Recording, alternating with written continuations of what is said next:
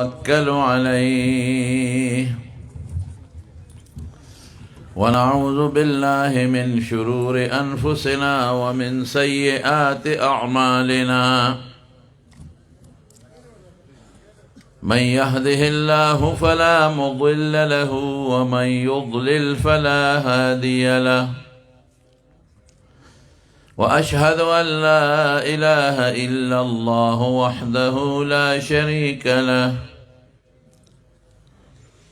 وأشهد أن سيدنا وحبيبنا وشفيعنا وسندنا ورحمتنا ومولانا محمدا عبده ورسوله سيد الأنبياء والمرسلين وخاتم النبيين صلى الله تعالى عليه وعلى آله وأصحابه وأزواجه أمهات المؤمنين أما بعد فأعوذ بالله من الشيطان الرجيم بسم الله الرحمن الرحيم يا أيها الذين آمنوا اتقوا الله وكونوا مع الصادقين. درود شريف آية. اللهم صل وسلم على سيدنا ومولانا محمد وآله وصحبه أجمعين. معزز علماء کرامو، دغه مجلس حاضرین مسلمانان ورونو، دغه نن اجتماع تعلق ده یو عظیم شخصیت حضرت مولانا عزیز الرحمن هزاروی رحمه الله د یاد سره دی او د هغې خلفاو د هغې مریدانو دوستانو یو روحاني اجتماع جوړه کړې ده او مقصد د دې اجتماع نه څه چا برسي مرسي نه ده، صرف د حضرت صاحب یاد تازه کول او دویم د هغه مشن اجاګر کول او د هغه د زندګۍ چې کوم دینی مقاصد روحاني هغه دینی او روحاني مقاصدو باندې خلق پویول. نو دا اجتماع مخکم شوی وه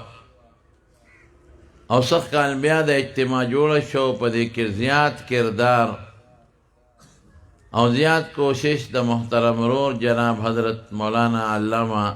محمد صدیق صاحب حفظه الله دی او بیا د محترم رور جناب حضرت مولانا محمد حسن صاحب زید مجدهم او د هغې د خلفاو او د دې مزدور آباد د باباجي رحمه الله د خلفاو مریدانو معتقدینو چې هم یو روحاني مرکز دی. باباجي صاحب رحمه الله یو ډېر لوی شخصیت و یو عالم و صوفي عالم و. زمونږ د باباجي مولانا شهزاده صاحب رحمت الله علیه د وړې دورې شاګردم و او یو ډېر نیک سړی و. داسې تصنع والا پیر نو، ډېر د عجز و انکسار خاوند و، متواضع انسان و، صاحب د کشف و کرامت انسان و او شکر د هغې آثار د هغې په ټولو بچو باندې شته او خانقاه او سلسله الله پاک د هغوی قایمه دایمه ساتلې ده. نو د اجتماع کې د هغوی هم لوی کردار و. چېرې دا د حضروي صاحب رحمه الله په یاد کې د اجتماع وشي او دلته د تصوف او د طریقت متعلق څه خبرې وشي او د دې خلقو اصلاح او تزکیه د نفس وشي. نو لوی اکابر علماء کرام تشریف فرما دي، خصوصا ستاسو زمونږ د ټولو مشر او د دې وطن لوی عالم تانئی باباجی صاحب باندې مشهور د شیخ الحدیث صاحب دامت برکاتهم، هغوی هم تشریف فرما دي علماء بیانونه کړي دي او کوي به م انشاءالله العزیز. خو زه د دې موقع په مناسبت یو څو خبرې ترونو عرض کول غواړم. د رسول الله صلی الله علیه وسلم ډېر بیانات دي او ډېرې خطبې غوی کړي دي موقع په موقع. که د استسقا خطبه ده، که صلات کسوف کې تقریر فرمایلی دی، که د عرفات ده، که د منا ده، که د جمعو ده، که د عیدینو ده. خو په دې ټولو خطبو که تاسو نظر واچو دا مو کتل، په دې ټولو کې یو قدر مشترک دی چې تقریبا حضور پاک په هره خطبه کې د هغې ذکر کړی دی، هر بیان کې د هغې ذکر کړی دی، او د قرآن شریف په ډېرو نصوصو کې د هغې ذکر دی چې هغې ته تقوا وایي. که تاسو د نکاح خطبه وګورئ، د نکاح خطبه کې خو تقریر نه، نو په هغه درې آیاتونو مشتمله ده چې هغې کې تقوا ده. او که پیغمبر مبارک فرمایلی دي چې د چا ته مهاجت وي یا الله ته حاجت وي،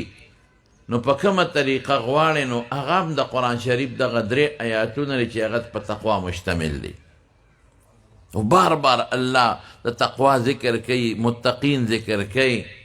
او په مختلفو عنواناتو سره ترغیب د تقوا ورکوي. نو دا خو لوی مضمون دی او طالبانو سره تعلق لري. خو زه ستاسو د پوهې دپاره په ساده پښتو درته یو څو خبرې کوم او بیا د هغې یو څو اسباب به درته وښیم. تقوا څه ته ویلې کېږي؟ تقوا اصل مفهوم پرهیز، بچانا، نگهبانی کرنا، دې معنو کې مستعملیږي. اتقا معنا سره زمونږ دا طالبان چې دا کمې کانټې دي کتاب ته واچي، دې ته وقایتین وایي،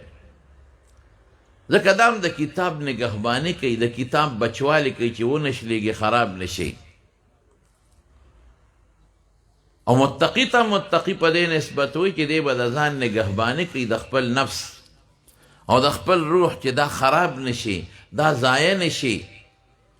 دا به د شیطان نه بچ کوي، دا به د خواهشاتو نفسانیه او نفس اماره بسوبت نه جوړی. کوشش به کوي چې دا زه محفوظ کم، بچې کم. پرهیز کرنا، پرهیز کول، یو شی بچ کول، بچ کېدل لازمي متعدي دواړه معنی سره استعمالیږي. تقوا او زمارونو بیا زمون علماء څه مرتبه ذکر کړي دي اصطلاحي تقوا له. څوک وایي چې د کفر و شرک نه بچ کېدل لومبې اتقا دا ده. دویم چې د کبایر او د ګناه کبیرې نه ځان بچ کې، دا دویم نمبر تقوا شوه. امام بیضاوي درې ذکر کړي دي. بیا د کل ما سوای الله نه چې توجه د صرف رب العالمین ته شي، هر څیز نه ځان بچ کې چې کوم شی د الله او د رسول احکاماتو منځ کې رکاوټ پیدا کوي، دا دریم نمبر تقوا شوه. او حافظ ابن حجر و مرتبه ذکر کړي دي، دا نور دي کې دن نشته دی، لکه اتقا د کبایرونه، اتقا د بدعاتونه، او اتقا د مکروحات التحریمیونه، اتقا د مکروحات تنزیهیونه، بلکې کم مباحات، ډیرو مباحات و ارتکاب نم اتقا. نو دا څه مرتبې خو شکر زمونږ ستاسو شته دی، د کفر و شرک نه خو مونږ پاک یو الحمدلله،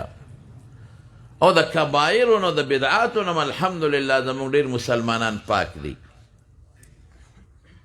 خو نور به مونږ کوشش کوو چې مونږ په ځان کې تقوا پیدا کو او مونږ د متقینو په صف کې داخل شو. او رب العالمین د متقینو خپل صفات قرآن شریف کې ځای په ځای ذکر کړي دي. سورة بقره په دی اول کې هم د متقی اوصاف ذکر کړي دي، نور هم ځای په ځای ذکر کړي دي. خو بنیاد د اتقا څه شی دی؟ زه به هغه بنیاد درته وښیم. دا ټولې مرتبې به په څه حاصلېږي؟ د دې بنیاد څه دی؟ بنیاد دا دی چې سړی په خپل زړه کې د الله پاک مخامخ کېدل، الله ته ودرېدل مستحضر کی، او دې داړه کې سوچ وکړي چې زه به یو ورځ الله ته ودرېږم، الله به مانه تپوس کوي، زه به الله له څه جواب ورکوم. حضرت عمر فاروق رضی اللہ عنہ نے یو ځل ابی ابن کعب رضی اللہ عنہ تپوسو کوي مت تقوا وی تقوا څه شی دی؟ حضرت عمر فاروق رضی اللہ عنہ ورته وی اما سلکت طریقا ذات شوق وی ته په هغه لاره نه تلې چې په هغې کې ازغي دي او غني دي خارداره لاره ده. وی کثیرت ډېر پې تلې. وی ماذا فعلتا؟ وی تا څه کړي دي په دې لاره چې تلې؟ او ورته وی وی شمرت ثیابي واجتهدت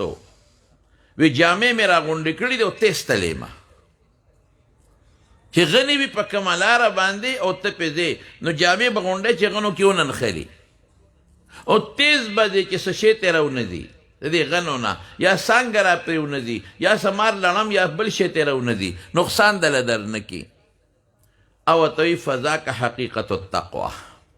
تقوا هم دقه شی دی چې په دین کې ښه محنت او کوشش سره تیز لاړ شي او ځان بچ کې د شیطان نه د نفس نه او د ګناهونو نه او جامې را غونډې کې چې د مکروهاتو نه هم ځان بچ کې او د حرامو نه هم ځان بچ کې مکروه تحریمي نه هم ځان بچ کې دې ته تقوا وایي. زړه کې استحضار غواړي بس چې زه الله ته مخامخ کېږم او الله سره به زه ملاوېږم او یوازې الله سره ملاوېدل د قیامت په هغه لویه ورځ نه دي چې کله زما ساه وځي بس زما سفر شروع شو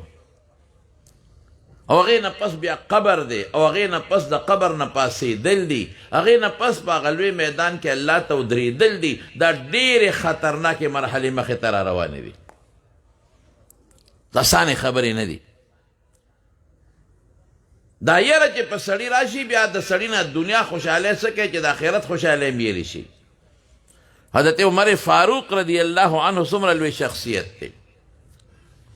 لومبی امیر المؤمنین او رسول الله صلی الله علیه وسلم مبشر بالجنت د لسو کسانو چې کوم میرټ لیست د جنتیانو جوړ شوی دی. لومبی میرټ لیست چې په یو مجلس کې رسول الله مبارک د هغې نومونه اخیستي دي. دویم نمبر نوم د حضرت عمر دی او حضرت عمر فاروق او حضرت ابوبکر صدیق دواړو ته رسول الله مبارک د جنت وزیران ویلی دي او دنیا کې هم د پیغمبر مبارک مشیرانو او یو ځل نه بار بار وایي چې ابوبکر فی الجنه و عمر فی الجنه عمر فی الجنه لیکن دغه حضرت عمر فاروق رضی الله عنه یو ځل د تپوس کوي د حضرت حذیفه رضی الله عنه نه وی حذیفه یو خبره درته کومه وی تا ته رسول الله مبارک منافقین خولی دي؟ وی یو د الله امیر المؤمنین خولی دي. درته یاد دي ټول؟ وی بالکل دی زړه کې مې لیست پروت دی، زړه کې پراته دي. خو ګورې امیر المؤمنین که ته ما ته وایې چې وښایې نو خولی نشم. یارېده چې که ده توخیم دی خو ډېر بهادر دی زړور دی چې ته شروع پې ونه کړي خولی درته نشم. نور راته یو په یو پیغمبر مبارک خولی چې فلان کې منافقه صاحب السرو د اسرارو د پیغمبر مبارک ډېر رازونه ورسره محفوظ یو راته معلوم دی خولی نشم درته. حضرت عمر ورته وجړل وی حذیفه ما ته ښایه ما خو ته لږ په دغه لیست نظر ور واچوه چې د عمر نوم پکې شته که نشته. دومره یره و په زړه کې او دی پخپله وی حافظ ابن حجر فتح الباری کې لیکلی دی دا قول د دې نقل کړی دی وی که الله پاک اعلان وکړي چې ټول مخلوق د دوزخ ته لاړ شي صرف یو به جنت ته ځي نور به هېڅوک جنت ته ځي بالفرض خبره کوم نو وی ابه ځیمه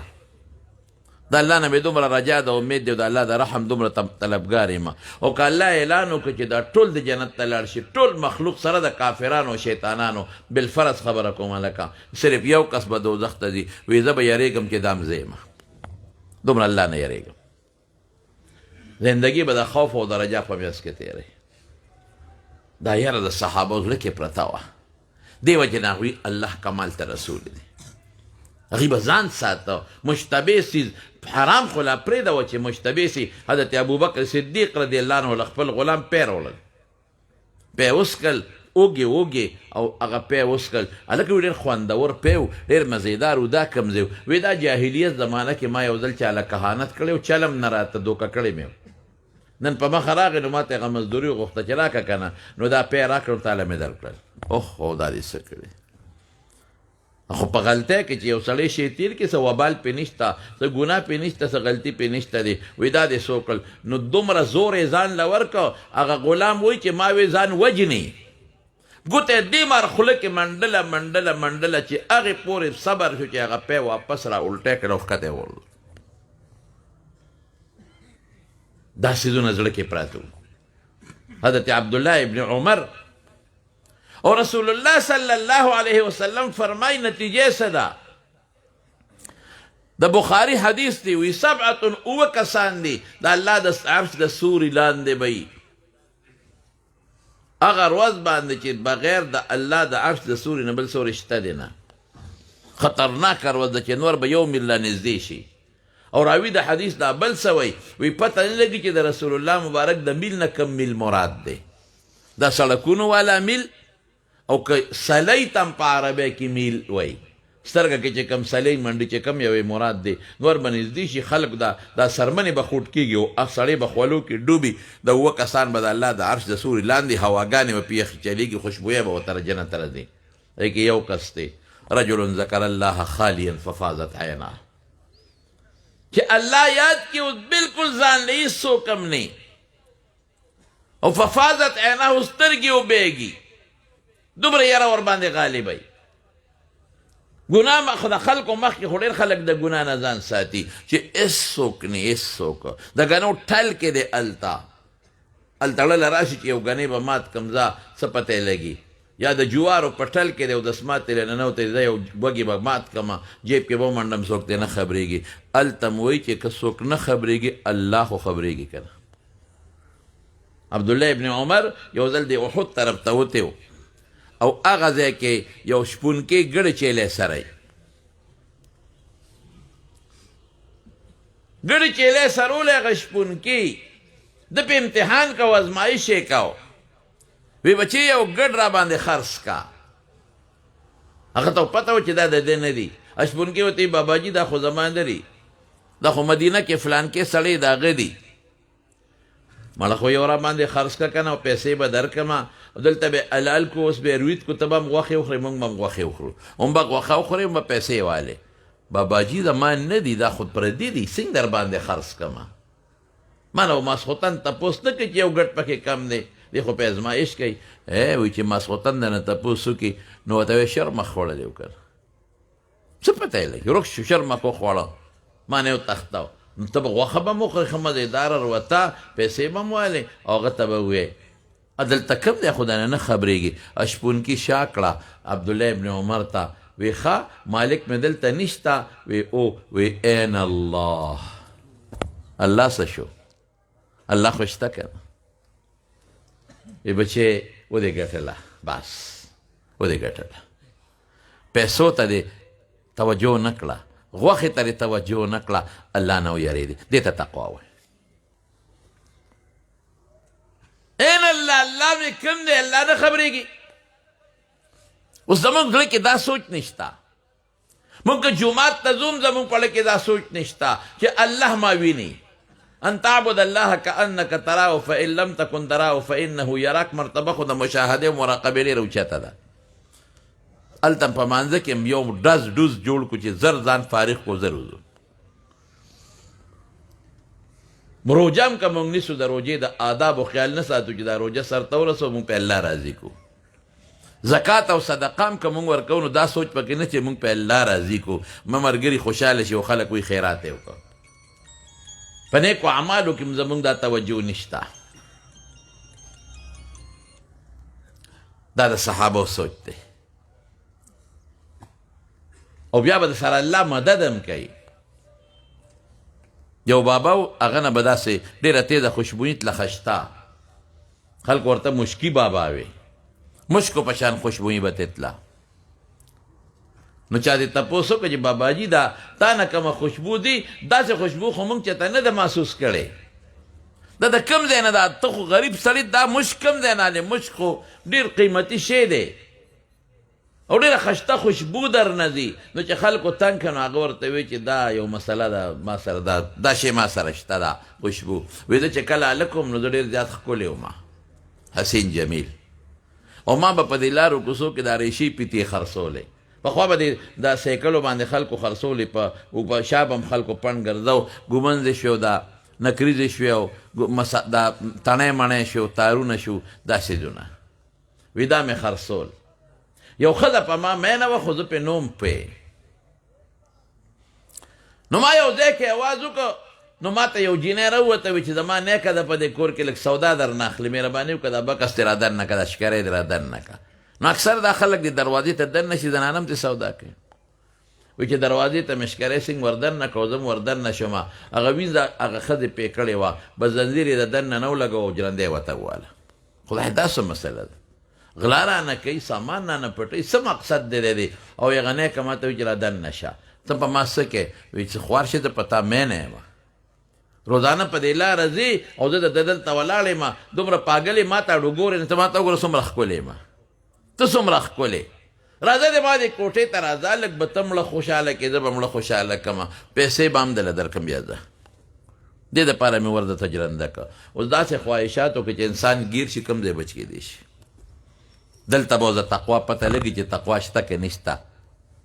زموږ حاجي صاحب وایي اوس په سچه معلومیږي چې ایمان لري څوک وایي کله میدان کې رستو کېږي چې ایمان لري څوک هغه اصلي ایمان به اوس پته لګي مونږ خو د ایمان اونه شته خو څانګې او میوې نشته ثمرات الایمان نشته ما ته وایي څومره ښکلې ما ته وګوره زه څومره ښکلې ما یې سر ښکته که ما وی دا ښکلی وجود الله را کړی دی ما لام تالام نو چې کم ذات دا ښکلی وجود را کړ نو هغه ذات پې خفه کړو دا څومره ښکلی سوچ دی حضرت یوسف علیه السلام چې کله زلیخې په دروازو دننه ګیر که یو دروازه نه وه وغلقت الابواب لفظ دی دروازو کې دننه ګیر که او جرندی کړې غلقت او پالنګ کې کېناسته مفسرین لیکي او دا ډېر زیات ډول یې کړی او یوسف علیه السلام یې ګیر که وقالت هیت لک راځې بوس او ورته څه وایي علما لیکي مفسرین وی یوسفه وی سترګې دې څومره ښکلې دي ځان ته یې مایل کو وی ټولو مخکې دا به پټېږي وایي وی دا مخ دې څومره ښکلې خشته دی وی ټولو نه مخکې به دا خورې کېږي وی دا لاسونه یې څومره پاسته دي وی چې سات یو د کلک به شي بیا به راغونډېږي هم نه ته ما ته نه ګورې یوسفه وی نه ته زما غلام نه یم غلام خدای ته وایي اډر کوه چې خدمت دې کوم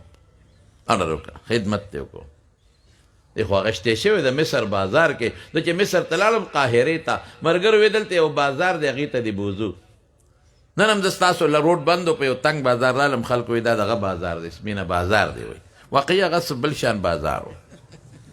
خلک به پکې د مینې سامان اخلي نو ځکه به ورته مینه بازار وایي ډېر تکلیف باندې رالم دقسې ستاسو د دې تخبې د مینه بازار په شانتې تنګ بازار و نو چې ابوتلم وی تراشه دا یو قیمتي بازار د مې څه دی وی تاریخ لیکي چې دا بازار هغه خو نه دی خو هغه ځای باندې دا بازار جوړ دی زاړه دوکانونه چې کم ځای کې حضرت یوسف علیه السلام باندې بولی شوي او اخیستی شوی یاره مې دلته و خامخا تلل پکار دی هغې عربو ته مصریانو ته تاریخونه ډېر ښه معلوم هغوی ته ټوله جغرافیه معلومه ده واړه دوکانونو ما پکې لږ تسبیح مسبیح بیا زه هم پکې لږه سودا کوم خو زه پکې د خپلې معشوقې سودا وکړم یوسف علیه السلام هم معشوقه و هغې زه پکې د تسبو وغیره د ټوپو ټول ښځې او ماشومان او دا تنګ غوندې بازار و نو حضرت یوسف علیه السلام خو چې کله ولید د یوسف علیه السلام زلیخې ولید خو مینه شوه پې اوس کوټه کې ګیر شو یوسف علیه السلام وقالت هیت لک راځه او ورته څه وایي څومره ښکلی وجود دی دی ښکلې سترګې دي دي ښکلې لاسونه نرم پاسته او ما ته وګوره څومره ښکلې تا ته ولې وګورم وایي ستا نیکه نیم یې خو خدمت دپاره مقرر یم دی نه چې تا ته دې زه وګورم خو چې داسې خبرې کولې چې ځان ته یې رامایل کړي ښکلې مخ دې دی او ته څه وایي ګوره دا لفظ خطر مضبوط دی انسان نه انه ربي احسن مثوای انه لا یفلح الظالمون دا ښکلې مخ او وجود الله را کړی دی د دې په برکت دا ښکلې مأوه ټیکانه میلاو ده دا چې نن تا سره زه په غلامۍ کې پروت یم او ته زما قدر کې او ستا خاوند دا د دې ښکلې وجود د لاسه او دا ښکلې وجود چا را کړی دی شوق سره ووایه ټول شوق سره ووایه نور شوق سره ووایه مړه شوق سره ووایه الله را کړی نو چې کوم الله دا ښکلې وجود را کړ ناخفه کوم ولې اوس مونږ څه کوو مونږ ټول په نټ باندې د سترګو ګناه کوو که نه کوو وایه کوې که نه ټول کوې ټیک ټاک ټول ګورئ ما ته پته مونږ طالبان پکې اول نمبر پراته دي خو چې مونځ وشي نو مقتدیان پخوا به قرآن شریف راواغېسته ډډه به یې وواله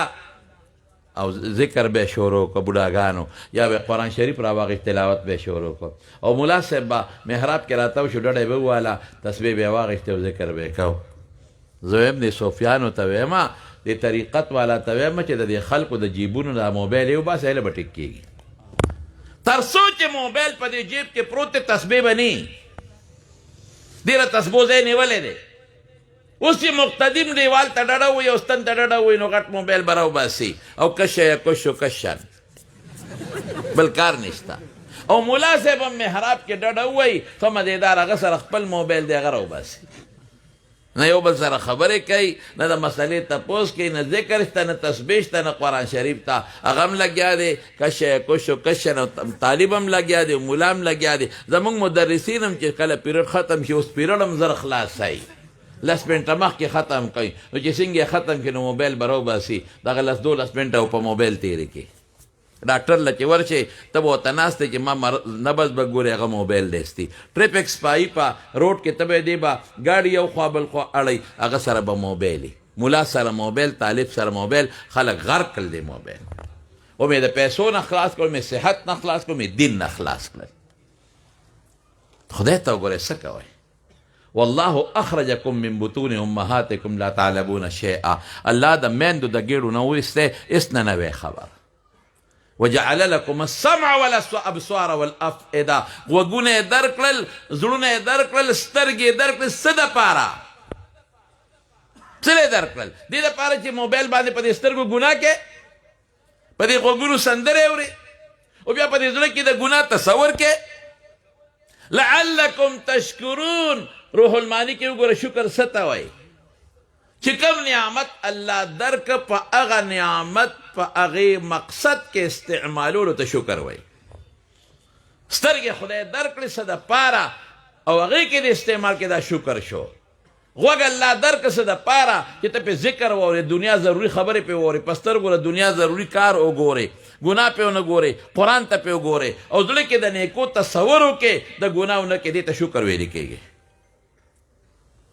موږ نن شکر د الله د سترګو نه ادا نه کړ ناشکري موږ له سترګې ګناه کې استعمالو غوږ په ګناه کې استعمالو ژبه ګناه کې استعمالو زړه په ګناه کې استعمالو لاسونه اندامونه ټول په ګناه کې استعمالو او وایو جنت ته به موږ ځو او که ته وایې چې ملا صاحب ورته وایي چې دا مه کوه لکه جنت دوزخ نه ځان ساته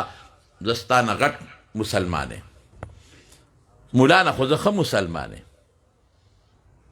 ټیکهدار یې ته جنت چې ما ته دا خبرې کوې ته ټیکهدار یې موږ ټیکهداران نه یو موږ څوکیداران یو موږ خلکو ته د جنت لارې ښایو ټیکهدار موږ ته خپل ځان پته نه لګي چې څه به کېږي او څه به راسره نه کېږي ټیکهداري پکې کوم خوا راغلی تا د خدای د جنت ټیکهدار جوړ کړي خو خدای د نیک او صالح کا موږ مقصد دغه دی ټول از موبایل دی موبایل بل کار نشته په دې سخت اوړي کې به زوی په سر باندې به د الګ څادر اچولي مور به ورته یه بچې ګرمي ده یه بچې ګرمي ده مور یې زما سر خوږېږي سر نه خوږېږي دننه په هغه بړستن او څادر کې موبایل ګوري حیران بشي دنیا غرق او تباه کړه په دې لارو کې په دې مقبرو کې نه ګورئ تاسو غوږونو ته دلته بیاستې اچولې په قبر ته ډډه والې ده په سر یې څادر اچولې د خلک وایي مراقبه دی ښځه په کور کې دننه جینۍ ناسته ده په مصله ناسته په مصله موبایل یې لاس کې نیولي او سر یې په لوپټه کې پټ کړي مور یې وایي مراقبه ده مې ته څه خبرې چا سره مراقبه ده ټول خلک موبایل تباه کړل او خبر ام پالتو ما ته یو سړي ټیلیفون وکړه ما ته ویې مول خبرې شروع کړې ستا نمبر مې په ډېره ګرانه پیدا کړو دا تمهیدات یې کېښودل مې خبره کوه وی نه وي هسې مې چې تا سره به گپ شپ ولګوم څنګه مې ښیمه بیا څنګه بیا هم ښیمه نور څنګه نور هم ښیمه ښه نو ټیکې او ټیکې ما ښه نو بیا هم ټیکې بیا هم ټیکې ما ښه نور هم ټیکې خدای نور هم ټیکې ما بس یې که نه وي ما پیکج اچولی ګورې بند نه کې اوس څه کې ورسره مې بیا بچې صبر وکړه چې کور ته لاړ شم او ډډه په بالغ وواما نو بس بیا به ته ځم لاس دې مو ته به راته خبرې کوې نو فضول خبرې دی په دې تسبیح ولې نه راځي خانقاهي نظام سره ځان ټچ کا کونو مع الصادقین سبب دی نیکانو سره کېنه صالحینو سره کېنه تسبیح په لاس کې والا دا شیل لري که ضرورت له استعماله وه د علماو بیانونه واوره درسونه پې واوره قرآن پې واوره تفسیر پې واوره د حدیثو درسونه د علماو پې واوره بس دې دپاره استعمال کا او د دین مقابله چې څوک کوي بېدیني خورئ د هغې مقابله پې نن وکړه دا غټ جهاد دی د موبایل نن خلق منکرین حدیث دی او په دې موبایل لګیا دی او د انکار حدیث فتنه خورئ نن خلق په بخاري اعتراضونه کوي منګړه حدیث په بخاري کې چغې به وایي نن خلق په ترمذي اعتراضونه کوي نن په محدثینو اعتراضونه کوي نن په امام ابو حنیفه اعتراضونه کوي نن په صحابو خلق اعتراضونه کوي نن د پیغمبر مبارک خاکی جوړیږي او د هغه ناموس باندې خلق تلې ورته کوي نو ته مهرباني وکړه په موبایل د دغه بېدینو خلکو مقابله وکړه کنزل به نه کې کنزل سره زما تعلق نشته کنزل به نه کې هغه که کنزل کې ته به کنزل نه کې مثبت سوچ د علماو بیانونه پې نشر کا ښکلې عقیده د علماو پې نشر کا د قرآن شریف د آیاتونو تفسیر پې نشر کا دا خدمت وکړه چې خامخا نه صبرېږي دا خدمت وکړه ټوله ورځ همدقې سیز ته لګیا یو ما تا ته میسج او تا ما ته میسج زه تا ته میسج او ما تا ته میسج ټوله ورځ خلکو نه نفل هم قسم په خدای پاتې دي فرضو کې یو نفل سنت پرېږدي او بار ته وځي او موبایل به راوباسي او ګوري به یو سره خبرې او بل سره خبرې الله موږ ته خوښ دی مړه په قلار کې نه هلته بانګ ویلې کېږي که تا موبایل د بانګ وخت کې بند کړو پته به ولګي چې د الله نوم تا ته خوښ دی که تکبیر تحریمه وخت کې تا موبایل بند که تکبیر تحریمه پته به ولګي چې تا ته الله نوم الله اکبر خوښ دی هلته الله اکبر ویلې کېږي دلته په موبایل خبرې کوي هله شابه زر خبرې خلاصه که ګور امام رکوع لځي امام مونځ ضروري دی خدای ضروري دی او که موبایل او ملګري زه خو یم هغه ملګری چې ستا د مونځ په منځ کې او ستا د دین په منځ کې رکاوټ دی دا ستا دوست دی ستا دشمن دی لږ موبایل آداب زده کړئ زمارو بهر کې خبره مې دې پورې کوله چې سترګې زړونه او غوږونه چا راکړي جواب راکړه شوق سره نور شوق سره نو موږ به څه کې استعمالوو د الله په رضا کې ښکلی وجود چا راکړی دی وایه شوق سره ښکلی وجود چا راکړی دی نو دا به موږ د الله خوشحالۍ کې استعمالوو که خفګان کې خوشحالۍ کې الله به په دې نه خفه کړو نو یوسف علیه السلام ورته هم دقسې ووایي انه ربی احسن مسوایا بهترین ځای ټکانه خوب محل بلډینګ د دې ښکلي وجود د لاسه مال الله راکړی دی ولې الله خفه کړم ګور زلیخا ته یې پرېږدم دی چېرته ګناه به خامخا کوم او یې خامخا یې نه کوم اوس یوسف ته ټولې لارې بندې دي لیکن خپل وس کوي وس هغه ته پته ده چې دا به څه کوم څه بچ کېدی خو نه شم زه خو به ګناه نه کوم خو دا خبیثه به لاس راچوي دا به ما نیسي زه خو پیغمبر ما نه خو پیغمبر دپاره دا غټه خبره ده چې څوک ښځه پې لاس ور واچوي ګناه په ما په زور نشي کولی خو لاس به راچوي دا به څه کوم نو انسان په خپل وس پړ دی دې ته روان شو ګوره ګناه نه ته ځان بچ کوه مدد به د الله کوي ډېر خلک ما ته وایي یاره چې یو ګناه کې مبتلا یم دې په ټیلیفون ته پوښتنه کوي څوک هم زه ماحول بدل کا یاره چې دې مدرسه کې هم دې سکول کې هم دې کالج کې هم دې پلانکي ځای کې یو ګناه کې وایم ماحول بدل کا جی ماحول خو نشم بدلولی مې چې په ډن کې ناست دی که زمزم په اوبو لامبې هم نه پاکېږي او چې ډن نه وځې نو عام د مزدور آباد په کوي په اوبو لامبه هم به پاک شي ماحول نه ځان وباسه که ماحول نه ځان نه وباسې بیا به الله مدد کوي ته ګناه ته شا که ته ګوره چې الله دې مدد کوي که نه کې قسم په خدای قسم درته خورم چې الله به مدد کوي دا ما سره مثال موجود دی یوسف علیه السلام چې څنګه روان شو ورته پته دروازه جرنده ده قرآن وی غلقت الابواب روان شو دقه رده وسو الله مدد وکړو دروازه ورته پخپله کولاو شو پروتوکول میلاو شو جلنده یوازې کولاوېدل نه، وګورئ تفسیرونه مفسرین وایي جلنده زنځیر کولاوېدل نه، پروټوکول میلو شو، دروازې ټولې کولو شو، یو هم کولو شو، بل زلیخې وې دا خو کار روان شو، ورغرې وال دې ته مخکې و زلیخه ورپسې ده، شاته د لمن نه ونیوه.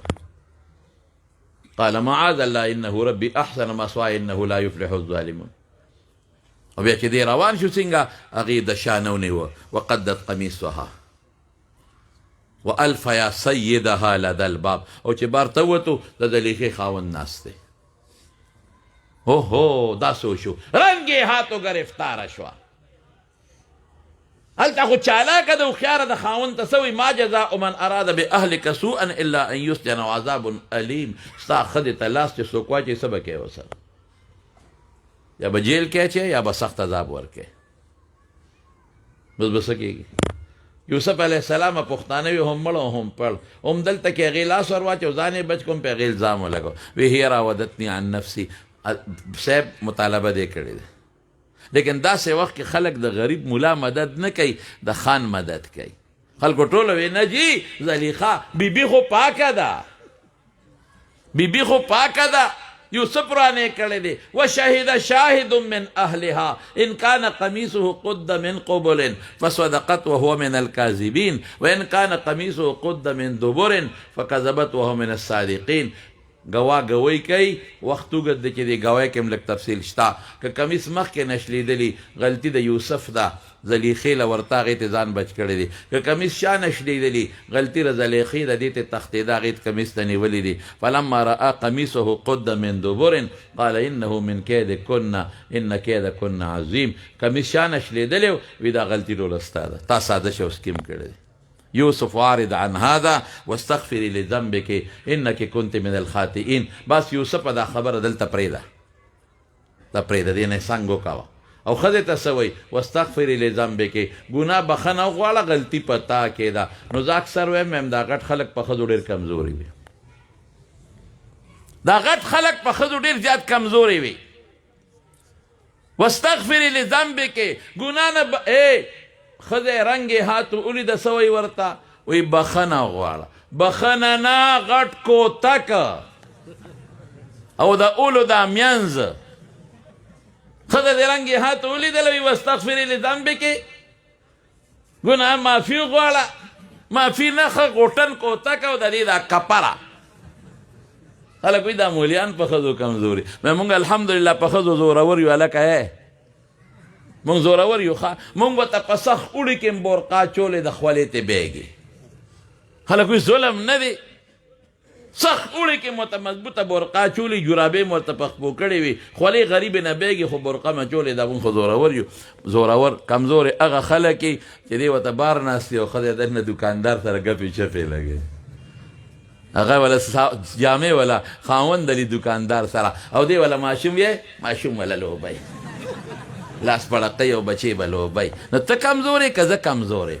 ما خو چې د دا لوبه نه ده کړې چې ښځه په دوکان کې سوداګانې کوي او ماشوم وله زه قلاروم للو شاء الله للو شاء الله. خو ته په لارو کوڅو کې ګرځې، ماشوم وله قلارې للو شاء الله، ښځه دننه سوداګانې کوي. دا قرآن نه معلومه شوه چې دا خلک کمزورې دی. واستغفري لذنبک، ښځې ته وایي خدای نه معافي وغواړه، ګناه دې کړې ده. معافي نه، خو مضبوط کوتکه. غرض یغرض غرضا، باب د ضربه یضربو جاری کول پکار. تکړه اوسېږئ، مضبوط پهلوانان اوسېږئ، پهلوانان نران اوسېږئ. دا که کم خلک چې په اسلام آباد کې دا کم عورت ماره چې روځي او دا چغې وایي او اوازونه کوي او بربنډې ګرځي، یو د ملا ښځه دې پکې چاته لیدلې ده، یو د ملا لور دې پکې چاته لیدلې ده. هغه د علماو لونه او بچي په پړونو کې راووتل او د دغې ښځو مقابله یې کړې دي. الحمدلله. د برمنډې د چا لونه ښځې دي؟ ملا په ښځه کمزوری دی. یاره خو ملا په ښځه کمزوری نه دی، بې وقوفه د اوسه ته په ښځه کمزوری قابو کولی نه شي. الحمدلله د علماو ښځې پرده کې دننه ناستې دي، علماو مدرسة البنات جوړې کړي دي، ستا حیا ټول عمر محفوظ ساتي. بهر کې زمارونو بانګې وي خدا خبره خلاصوم نو مشکي بابا ورته وایي چې ما نه مطالبه وکړه ګوره هغه د ګناه نه ځان وساته الله مدد وکړو نو مشکي بابا ته هغه وایي چې راځه ګناه کوي زه خو نه کوم دا څومره ښکلی وجود دا خو الله را کړی دی نو په دې ګناه په دې وجود الله خفه کړم وایي پرېږدم دی چې د ښځې چاړه راواغېسته اواز هم کوم چې ما پسې راغلی و دا مازغه وام مشکي بابا وی زه خو خشته وم ښکلی یم خدای څنګه بچ کېږم وایي ما ورته چې ښځه ټیک ده دا ګناه به وکړو خو ما له اودس ماتې راغلی دی زه یې راته و چې اودس مات کوم وایي دې باتروم ته ځه چې باتروم ته ننوتم اودس مې مات کړ لوی اودس ماتې هغه نجاست غلاظت مې راواغېست په دې مخ او لاسونو مې ووږه ټول ګندګي مې په ځان ومږله دې ته ایمان وایي اوس چې ګناه نه بچ شم چې بار څنګه راووته او ښځې ورته وکتل وایي ته خدای دې بې خباسه وایي ګند تخته خوار شې ټول کور دې راته ولاړو وایي بچې را دې خوا شه خوار شې ډنګه دا خو څه لیونی دي مخ او لاسونه ټول په ګندګۍ لړلي دي ما وایي نه که څه دا خوار شې شابه وایي لاړم خدای نه چې یریږي دې ته وایي رجل ذکر الله خالیا ففاضت عینا دې ته تقوا وایي چې څنګه لاړم هلته یو ځای کې مې ولامبل جامې مې بدلې کړې چې مې ولامبل او جامې مې بدلې کړې حقه چې مې د وجود نه د مشکو خوشبویي شروع شوې ده اوسه پورې روانه سبحان الله چې دنیا کې خوشبو دي نو جنت په میلاویږي که به نه میلاویږي بس دا لنډه شوه بس دا کې خو ډېر اوږدې خبرې مونږ طالبانو ته کوو خو لکې به دا راولې لکې چې الله سره به زه مخامخ کېږم الله به ما نه تپوس کوي زه به الله له څه جواب ورکوم او د دې ډېر اسباب دي خو وخت ختم زه به صرف دا یو سبب درته ذکر کړم چې قرآن کې الله ذکر کړی دی چې تقوا په څه حاصلې کونو مع الصادقین رښتونو خلکو سره علماو نه صادقین نور نشته ګورئ اول نمبر رښتونې علما دي نیکان انما یخشى الله من عباده العلماء دا اوس وخت کم دی ګنې زه په دلیل ثابتوم چې اولیاء الله په دې زمانه کې علما کرام دي خو وخت کم دی دې په دلیل ثابتوم نیکان صالحان ذاکرین خانقاهونو والا خو نیکان خانقاهونو والا او دینداره ګوري هغه د پنجاب تصوف والا نه غټ غټ برید چې پریښي او ګیرې خرې دي او ځان له جنت دروازې جوړې کړي په دې دروازه نه ننوتې جنت ته لاړې هغه بربند کې ناستي یو په دې هزاره کې بربند به ناست ظالم بچی هغه ته به ننګا صاحب وي ننګا پیر هغه بلکل ماته یو سړي وي زه وله تلیم بلکل لو سر نه خپو پورې بې کپړې او صاحب خفه کېږه مستا یو لوی وزیر اعظم و د هغه پیرو او خلک به وله لاړل او په ملا به وله ډب ورکاو او د ده دغه سو وي دا مجذوب دی وی ماشاءالله دا نه پوهېږي چې نه پوهېږي نو پیر د کم ځای نه شو دا مجذوب دی او دی چې دی دا سړی دی ډوډۍ نه خوري ماشاءالله پیغمبر نه لوی پیرو هغه ډوډۍ خوړه که نه خوړه یو په دې دغه کې په دې پېښور کې دا د سپلو بازار کې پخوا ځان لږ وم اووم اتم جومات کې مې سبق وی نو ما ته چا وی چې دلته کې په پېښور کې یو پیر صاحب دی او ډېر نیک سړی دی او هغه دنیا وله ځي او چا وی ما بس کې به را کېناستم پېښور کې چې ناګمان کې ودرېدم نو هلته روانو چې شب قدر ته ورسېدم شب قدر کې یاره مې دا بس لوی سړی به نو زم وله لاړم مونږ خو هلکانو سکول مو هغه وخت کې چې لاړم چې نه مې تپوس وکړه هغه بازار ته لاړم هغه پیر صاحب کړن وي دا مخامخ چې داسې دغه پیر صاحب دی یاره چې ورغلم یو دوکان کې ناست و چې دا چرسو یو بینو او دا چرسیان ورسره ناست و دا خورلارې ختېده او دا چرسونه و مې دغه پیر دی وي دغه پیر دی یو دوکاندار نه مې تپوس وکړه هلکه مې خلک وایي چې دی اودس ماتې نه کوي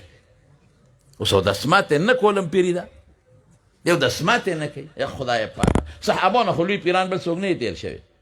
دا قضای حاجت خو ټولو خلکو کړی حضور پاک دا ټولې نه دي نه وي دی اودس ماتې نه کوي نو ما یو دوکاندار چمیار و هغه ته مې باباجي خلک وایي چې دی اودس ماتې نه کوي ما ته وي داسې کار وکړه چې دې وخت کې نه و د شپې داسې 12 بجې راشه چې د هغه سوټه راته وښې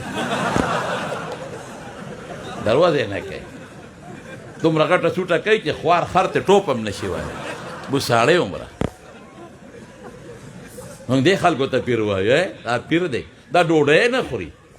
دا مجذوب دی دا بربند ناست دی دی چې چا له ډب ورکړي هغه په ټوپونو شي خدای پاک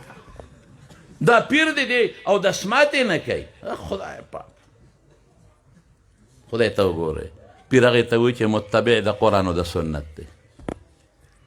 هزاروي صاحب رحمت الله علیه پیرو ټول عمر تاسو بیانونه د هغه اورېدلي څه به یې وی درود شریف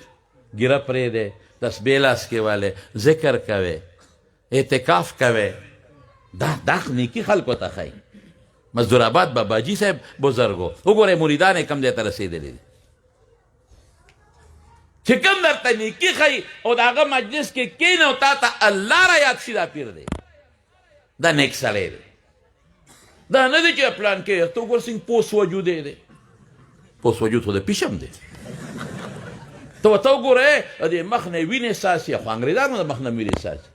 یا وایي ګوره که نه څنګه خشته لنګرې دی ماشاءالله میدا هوټل کې هم ډېره ښه ډوډۍ پخېږي نو خلک لنګرونه چې څوک ښه ورکوي دا ښه پیر دی وی یو ما ته وایي یاره جي زبردستې تیکې دي پکې مې بس دغه پیري دی له ښه دا خبرې به نه کوي قرآن و سنت اتباع چې تا ته تقوا وښایي چې ته هغه مجلس کې کښېنه او ستا زړه کې خشیت الهي پیدا شي د الله یره پیدا شي د الله تقرب او قربت پیدا شي او دین درته وښایي شریعت نه دې منې کې اذا کان الغراب دلیل قوم یمر بهم الى جیف الکلاب چې قارغه د مشري نو کم خوا به ورپسې دی سپو له به دې بوځي مردارو له به دې بوځي عالم پیر نیک پیر د هغه اتباع وکړئ د هغه ملګرتیا وکړئ هغه سره بیعت وکړئ الله د رضا دپاره هغه نه زده کړئ د هغه مجلس کې ناسته وکړئ خود به خود درته تقوا پیدا کېږي د رسول الله صلی الله علیه وسلم صحابو ته ولې صحابه وایي قسم دی اوسپنه چې نرم کلکه شي په اور یې نرمه کا کاڼې نرمولی شي انسان چې روان شي چې پلار یې نشي سمولی او دا صحابه کم شخصیت ته جوړ شو نن د دنیا دا ټول پیران یو ځای کا او دا ټول بزرګان یو ځای کا قسم په خدای که د صحابي د خپې دوړې ته رسېږي دا په څه باندې دا د پیغمبر په صحبت ځکه او صحابه ورته د پیغمبر مبارک په ناسته په مجلس بهر کې ډېر زیات خوشحاله شوم ستاسو لوی اجتماع ده زمونږ د غټ علما ناست دي زمونږ مولانا حافظ اختر علي صاحب دامت برکاتهم هم تشریف فرما دي نور علما کرام به هم راځي او هغوی به بیانونه کوي تاسو به ټول به خپل اجتماع جاري ساتئ انشاءالله العزیز زه په دې خبرو اکتفا کوم او دا خپل اجتماع به جاري ساتئ انشاءالله او د نیکۍ نیت به وکړئ دا نیت به وکړئ چې دا د یو تصوف او دا د یو نیکۍ د مجلس دی او دې کې موږ څه زده کړه کوو او د صحبت کې به کینو چې د صحبت اثر د علما موږ سره قایم شي نو انشاءالله زموږ دا مقصد به برآور شي الله یې د بدر آباد باباجي صاحب او د حضرت صاحب رحمهم الله